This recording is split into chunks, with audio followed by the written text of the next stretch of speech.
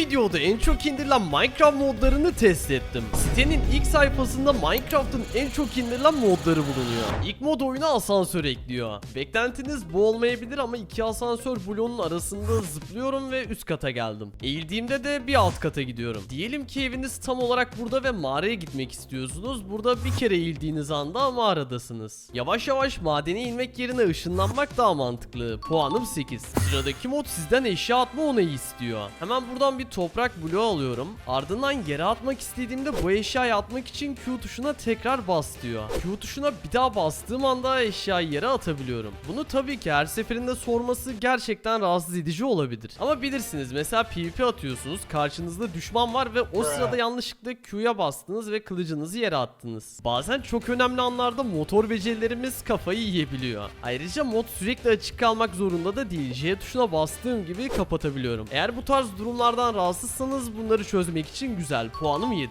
Sıradaki modda kestiğimiz oyuncuların kafasını alabiliyoruz. Yani kısacası seni keseceğim ve kafanı alacağım. Çok iddialı sözler bunlar. O zaman hazırsan kafes dövüşü yapalım. Kafes nerede? Onu planlamadım ya. Neyse, burada kafes varmış gibi düşünelim. Hadi, hazır mısın? Tamam, hazırım. Tek de kaybedeceğini biliyorsun değil mi? Ya şimdi hastasın diye hiç sana acıyacağımı zannetme. Ben kalplerimi göremiyorum bu arada şu anda ama bir vuruşluk canın kaldı. Ayarga sıkıştım. İşte bu. Ve kafan da geldi. Chronex oyuncusunun kafası şu anda elimde. Hatta ben bunu giyebiliyorum. Oğlum bu ne lan? Oğlum çıkar. Benim kafam sadece bana yakışıyormuş. Çıkar şunu, çok çirkin oldun. Oğlum bu ne? Bir de daha büyük bir kafaya sahibim. Gelsene yanıma. Sen bana koca kafalı mı diyorsun? Evet.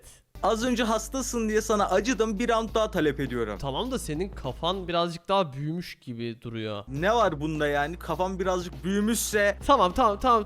VS atacağız, hadi. Başladı. İstediğin zaman gel. Zırhımız da yok zaten. 2,5 vuruşa ölüyoruz. Oo! Hayır. Hiçbir şey yapamazsın. Salayım mı? Nereye kaçıyorsun oğlum? Oğlum kafes yok mu burada? Nereye gidiyorsun? Kardeşim, bu kafes benim hayal gücüme göre. Ha, gel şuraya ya. Var ya, şu an bir kalp bile canım gitmedi, biliyor musun? Çünkü kaçıp duruyorsun sabahtan beri. Oha, bir dakika. Menanta döndü birazcık. Harbiden gel buraya. Hayır, dur. Lan gel buraya, çok hızlısın. Sonunda be. Sana bakacağım diye takıldım ya. Abi lütfen kafamı giymiş olma. Ha, ciddi olamaz. Enderman'im, ışınlanıyorum. Gözlerim mor. Arkadaşlarınızla sunucularda gerçekten güzel olabilir. Yani mesela Chronex'in kafasını koleksiyon olarak kullanabilirdim. Benim puanım o yüzden 7. Şimdi Mert'in kafasını taktığım için virgüllü puan vermeyeceğim. Benim puanım da 6. Sıradaki mod karakter animasyonları ekliyor ama nedense benim çok hoşuma gitmedi. Çünkü animasyonlar oldukça sert geçişlere sahip, şuraya baksanıza. Ama böyle güzel detaylar da var. Bloğun ucundayım diye dengemi sağlamaya çalışıyorum. Bence Bedrock'taki Action and Stuff modu çok daha iyi gözüküyor. Şimdi bunu dedim diye Bedrock seven ama Java'dan nefret eden biri falan oldum değil mi sizin için? Bu konuda artık açıklama yapmak istemiyorum. Çünkü çoğu kişinin aksine iki sürümü de oynuyorum ve beğeniyorum. Bu modda daha yumuşak animasyonlara sahip olsaydı güzel olabilirdi. Puanım 6. Sıradaki mod oyunu bambaşka hale getiriyor. Hatta burada uyuyan bir kedimiz de var. 2600'den fazla dekoratif blok bulunuyor ve sanki Minecraft dışı bir oyundaymışım gibi hissediyorum. Baksanıza, mağazanın içi bile var. Japonya'ya gidebileceğiniz bütçeniz yoksa üzülmenize gerek de yok. Çünkü ben sizin için Japonya'ya geldim işte. Eğer ki videoyu beğenirseniz Minecraft'ta daha fazla Japonya'yı gezebilirim. Evet, tam olarak şimdi videoyu beğen. Tabi kabul etmem gerekiyor, burada bir tane bile insanın olmaması gerçekten ürpertici. Ama şehir atmosferini gerçekten çok iyi veriyor ve blokların hepsi birbiriyle de uyumlu. Keşke build yapma yeteneklerim olsaydı da harikalar yaratsaydım ve nereye gidiyorum? Yer altında da oha, burada da bir şeyler var. Bir dakika, sen burada ne yapıyorsun? Yani burayı inşa etmeden önce bu aracı yerleştirmişler önce. Daha sonrasında yer küreği yapmışlar. Evet, bence çok mantıklı. Bir de sokakları gezerken her yerde uyuyan kediler var. Çok tatlı gözüküyorlar. Bu arada başka bir harita daha buldum. Gerçi buna harita demek yanlış olur. Bir sanat eseri buldum. Yine şehir konsepti var ve duvara grafiti bile yapmışlar. Çok detaylı ve tatlı bir mod. O yüzden puanım kesinlikle 9.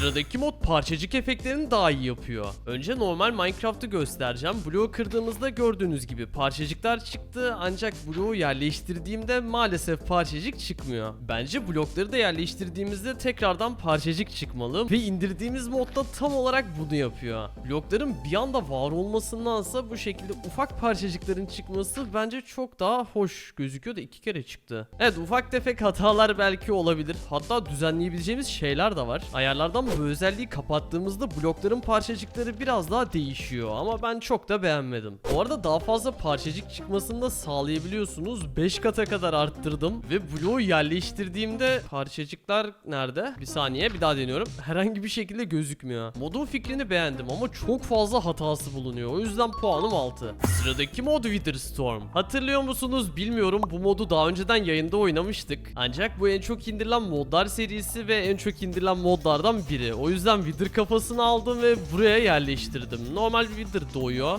Neden komut bloğu var ki bunun önünde? Neyse, şaka bir yana ben kaçayım. Gitgide evrimleşecek ve güçlenecek. Evet, doğmak üzere şu anda ve boom. Tabi bana doğru gelmezsen sevinirim. Ayıp oluyor. Etraftan blokları çekmeye başladı ve şu an en güçsüz fazında. Bu mod Minecraft'ın hikaye modundan esinlenerek yapılmış ki tüm sürümleri oynadığım videoda bunu göstermiştim. Ama bir şey anlatıyordum ya. Neyse, dünya yedikçe ve zaman geçtikçe bu şekilde büyüyor ve onu alt etmeye çalışıyoruz. Uzun oynamamı izlemek isterseniz Appendix Witherstorm yazsanız zaten çıkar. Oldukça beğendiğim ve üzerine uğraşılmış bir mod. Kesinlikle puanım 10. Sıradaki mod menüleri daha akıcı ve estetik yapıyormuş. Normalde menüler direkt beliriyor, oyun menüsü veya envanter gibi. Ancak mod aktif olunca ufak bir animasyonla açılıyor. Bu arada ben her şeyin animasyonlu olması gerektiğini düşünmüyorum. Yine de ayarlarda gezerken ufak animasyonlar olması güzel olabilir. Ama işte ben beğenmiyorum. Bu arada bir ayarlar menüsü yapılmış. Mesela buradan oranını arttırabiliyoruz ve bu şekilde gözüküyor. Ya normalde böyleydi. Buradan stilini de değiştirebiliyormuşuz ama ben pek de bir fark göremedim. Beni çok çekmedi ama hareketlilik seviyorsanız kullanılabilir. Benim puanım 4. Sıradaki modda ejderhayı kestiğinizde ödül olarak Elytra veriyor. Yani Ant şehrine gitmenize gerek kalmıyor ve oyunu biraz daha kolaylaştırıyor. Hocam, gösterebilmek için seni bir tur kesmem gerekiyor. Lütfen zorluk çıkarma. Ve son vuruşu yaptığım gibi envanterime Elytra geldi. Aslında aşırı mantıksız değil. Ejderhayı kesince yumurtayı da alıyoruz. En nadir eşyalardan biri, ancak hiçbir işe yaramıyor. Elytra ise ejderhanın kanatlarından geliyor diyerek mantığa oturtulabilir. Ancak Ant güncellemesi gelirse şu yumurtanın bir olayı olsun, gerçekten isterim. Modu başta beğenmemiştim de şu anki duruma göre aslında fena değil. Puanım 7. Sıradaki mod oyuna at zırhı standı ekliyor. Yani kendi zırhlarımızı nasıl standta sergiliyorsak atların da zırhlarını burada sergileyebiliyoruz.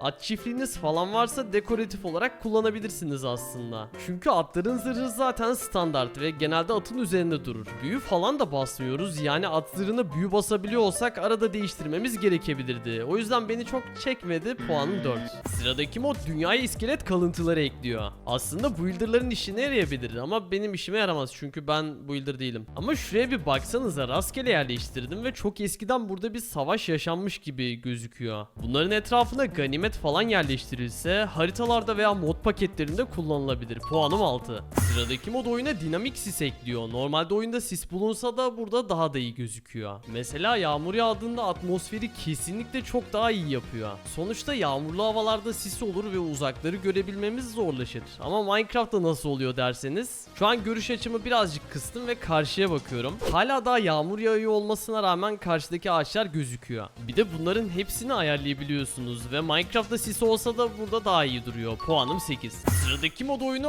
RPG'ye çeviriyor. Yani karakterimizi geliştirebiliyoruz ve farklı becerilerimiz var. Hatta oyuna başladığımızda 4 kalbimiz bulunuyor. Bunun da sebebi RPG oyunlarda genelde zayıf başlarız ve kasılarak güçleniriz. Peki Minecraft'ta nasıl güçleniriz diye sormama gerek var mı bilmiyorum. Odun kırıyorum işte. Ve elimle kırdığım odunlar normale göre kesinlikle çok daha yavaş. Çünkü şu anda gördüğünüz gibi seviyem 0'da. Ürettiğim aletlerin altında da seviyeleri yazıyor. Mesela madencilik 1'e sahip olmam gerekiyormuş ve benim madencilik becerilerim şu anda 0'da. Bu durumda mesela taş kazmaya çalışalım ki çok yavaş kazıyoruz. Evet, taş gelmedi. Çünkü orada yazdığı gibi 1. seviye olmamız gerekiyor. Her neyse, o zaman 1. seviye olmak için burada mob kesiyorum. Evet, mob da kesemiyoruz. Gerçi şimdi aklıma geldi. Balta kullanamıyoruz da yumruk atabiliriz. Bu sayede seni kesersem eğer ki tecrübe puanı elde edebilirim. Aynı zamanda sizi çiftleştirdiğimde de tecrübe puanı elde edeceğim. Ve artık 1. seviyeyiz. Ama 1. seviye olmamız hiçbir anlam ifade etmiyor. Çünkü tecrübe puanımız 6. 50 yapmamız gerekiyor. Kısacası oyunun başı gerçekten çok zor oluyor. O yüzden bir tane köy buldum ve burayı yağmalayacağım tabii ki de. Demircinin içinden obsidyenler çıktı ve bunları alamıyorum envanterime. Peki ben bunu kırsam? Yani bence alabilirim. Çok zeki değil miyiz ya? Ve kırdığım gibi envanterimi almayı başardım. Tabii bunu giyemiyorum maalesef. Ancak gelecek için yatırım yapmaya başladık bile. Sırf maden yapabilmek için bir sürü hayvan çiftleştirdim. Evet. Ve sonunda 2. seviyeye ulaştım. Buradan kazma becerimi alıyorum. Ve artık tahta kazmayı kullanarak maden yapabilirim. Nasıl yani? Bana yine taş gelmedi. Ama kazmanın üzerinde herhangi bir kısıtlama yok. Bunda var çünkü özelliğini almadım. Ama bunda yok. Yani ne alaka, bana hala da taş vermiyor. Bu arada seviye 1'e geldik diye 3 tane statü geliştirme hakkımız var. Belki daha fazla yapmamız gerekiyordur. Bilmiyorum. Hadi lütfen taş ver bana. Aha, verdi. Galiba 1 puan beceri vermemiz işe yaramadı. Neyse, oyunu kesinlikle bayağı bir zorlaştırıyor. Eğer puanı madencilik yerine cana verseydim daha fazla canım olurdu. Mantık çok basit ama uğraştırıcı. Böyle bir seri yapmak istedim.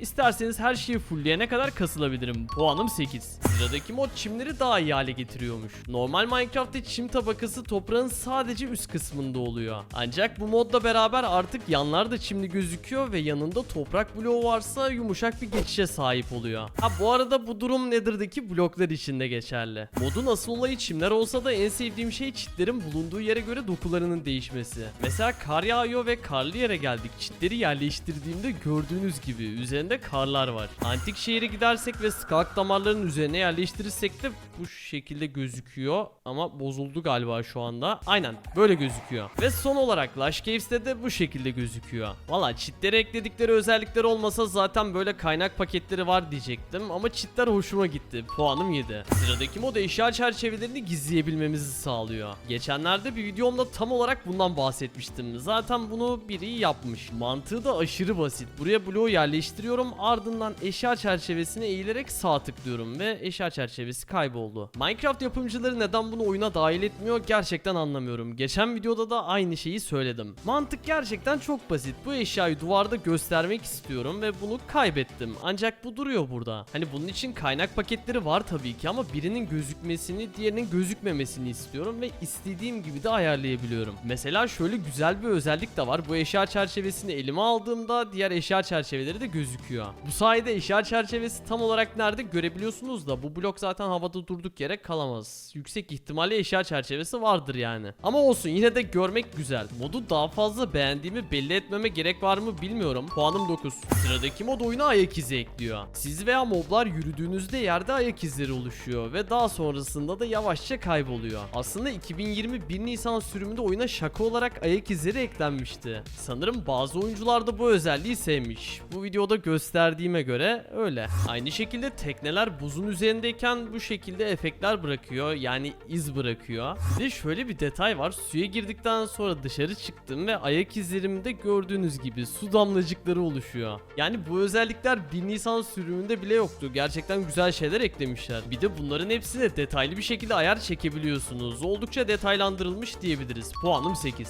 Sıradaki mod oyuna silahlar ekliyor. Akıcı ve aynı zamanda kaliteli animasyonlara sahipler. Tabi patlama efekti olsa iyiydi de yine de bu modu beğeniyorum. Bir de şu anda yüklü olmasa da farklı oyunların eklentilerini de ekleyebiliyorsunuz. Yani Half-Life, Cyberpunk gibi oyunların silahları da oyuna dahil olabiliyor. Yani gördüğünüz gibi çok fazla şey var burada ama alttakileri deneyeceğim sadece. Yoksa video gerçekten çok gereksiz uzun olur. Öncelikle bir köy buldum, hem de yıkılmış köy. Uzun zamandır yıkılmış köy görmüyordum. Tam olarak deneme tahtası olarak kullanılabilecek bir yer. Çünkü bir sürü zombi köylü var ve buraya sıkışmış. Merhabalar abi. Şöyle senin üzerinde bir deneyelim. Bu kadar hızlı olacağını düşünmemiştim. Bu Counter Strike'daki AK-47 bu arada. Spreyi var mı diye deniyorum da tek tek ateş edebiliyoruz. Evet, şimdi silahın modunu değiştirdim ve tam olarak karşıya doğru sıkıyorum. Tam olarak CS'deki gibi yukarı doğru sprey yapıyor. Bu modda animasyonların akıcı olması gerçekten çok hoşuma gidiyor. Minecraft'ta maksimum ne yapılabilirse yapmışlar işte. Daha farklı silah modları da var ama bunu da beğeniyorum. Puanım 9. Sıradaki modda müzik yapabiliyorsunuz.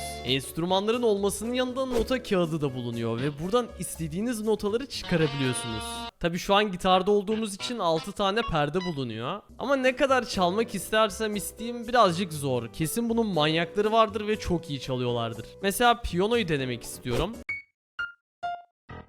Gördüğünüz gibi bütün notalar bulunuyor. Ha bu arada tabii ki de oktavını da arttırabiliyorsunuz. Daha böyle farklı tonları arıyorsanız çok güzel bir mod yapmışlar. Ha tabii son olarak bir de bateriyi çalalım. Bu arada bateriyi çalan adama ne denir? Yorumlara yazın. Öncelikle bu kadar hızlı ses çıkarmak gerçekten inanılmaz. Ama sesler gerçekten çok kısa.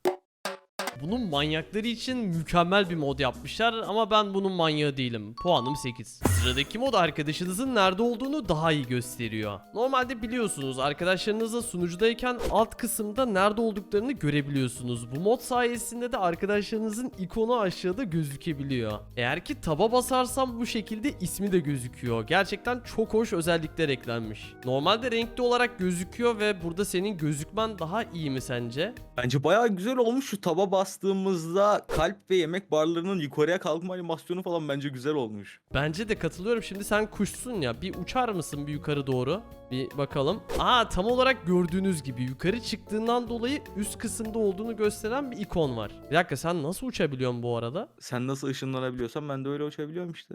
Bay bay. Bir dakika bu arada. Oha kayboldu adama bak. Şimdi bir de bu özelliklerin yanında bal kabağı giydiğinde alt taraftan kaybolabiliyorsun. Giy bakalım. Hemen bir takıyorum kafama, kör oldum. Aynen tam olarak aşağıda da gördüğünüz gibi Cronex'in nerede olduğunu göremiyorum. Yani görüyorum da göremiyorum. Sonra ikinci şovunu yapacak Cronex. Evet at bakalım. Bir dakika ben de kayboldum bu arada. Şovumuzun güzelliği buydu. Al sen şu sütü iç.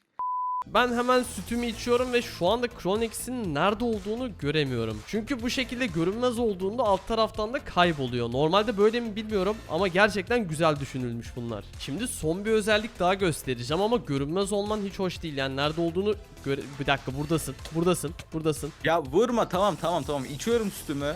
Şimdi alt tarafta seni görebiliyorum. Eğilir misin bir? Bir anda kayboldun. Arkadaşlarınızla kalabalık bir şekilde Minecraft oynuyorsanız aslında gerçekten işinize yarayabilecek bir mod. Benim puanım 8.